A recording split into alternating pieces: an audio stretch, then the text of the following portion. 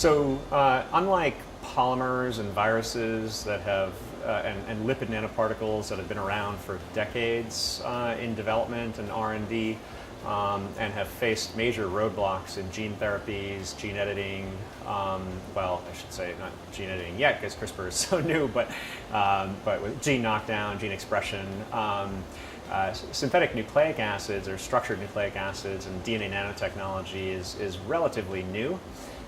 So on the one hand, there's tremendous opportunity for invention of novel compositions and structures and particles that are effective as therapeutic delivery agents. On the other hand, there is much fundamental work that needs to be done in vivo settings in patients as well as mouse models to understand targeting and toxicity properties and immunogenic properties of these particles for these new applications, such as with CRISPR, which itself is, of course, a very new technology. But the fact that these are highly programmable structurally as well as chemically in their composition means that the sky's the limit, really, in what we can put on the inside, how we can target them and compose them or formulate them for these applications in gene therapies. And our view is that small molecules, as useful as they've been for the past decades in developing therapies, the next 10 and 20 years is really going to open up, we're going to have a broad range of new possibilities with nucleic acid-based therapeutics, including messenger RNAs that are being developed by Moderna Therapeutics here in Kendall Square, as well as siRNAs, by companies like Alnylam, and of course CRISPR-Cas9 by a number of different groups, including Editas. So there are a few different very straightforward approaches to attaching things to the DNA nanoparticle. And I should say that the DNA nanoparticle we also make out of RNA. So we've made particles using messenger RNA as well as DNA itself. But the particles consist of a long single strand of DNA that we make either enzymatically, where we can incorporate modified nucleotides into the DNA itself, or we make it bacterially.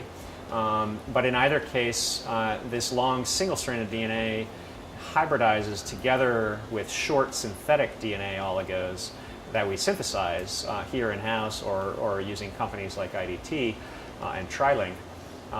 And there are two ways to attach things to the DNA itself. One is through hybridization simply, where one can program hybridization of cargo, nucleic acid cargos, by just hybridizing to target barcodes within the DNA nanoparticle or on the DNA nanoparticle.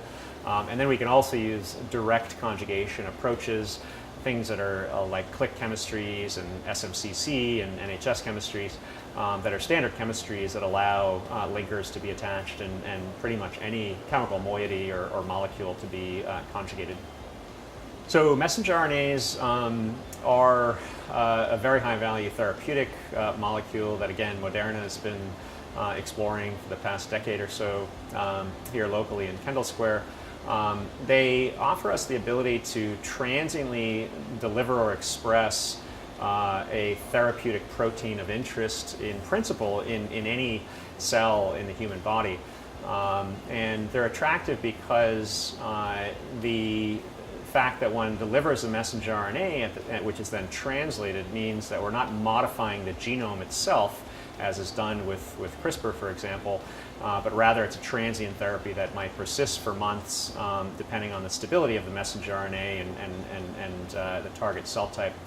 So that's very attractive to produce the therapeutic protein of interest. A major challenge and really the holy grail for delivery is to figure out how to get that messenger RNA to any target organ, tissue, tumor, anywhere in the human body.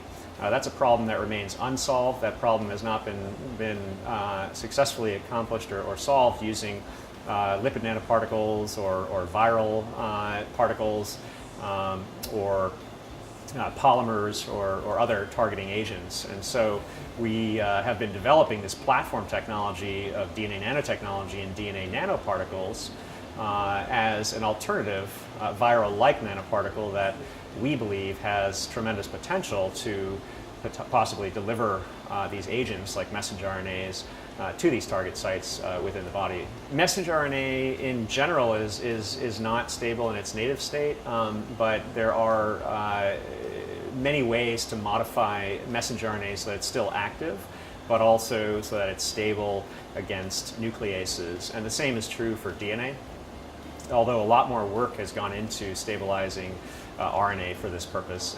And again, companies like Moderna have developed medicinal chemistry approaches to this problem that render messenger RNAs very stable for the long term, both in serum and then also in cells.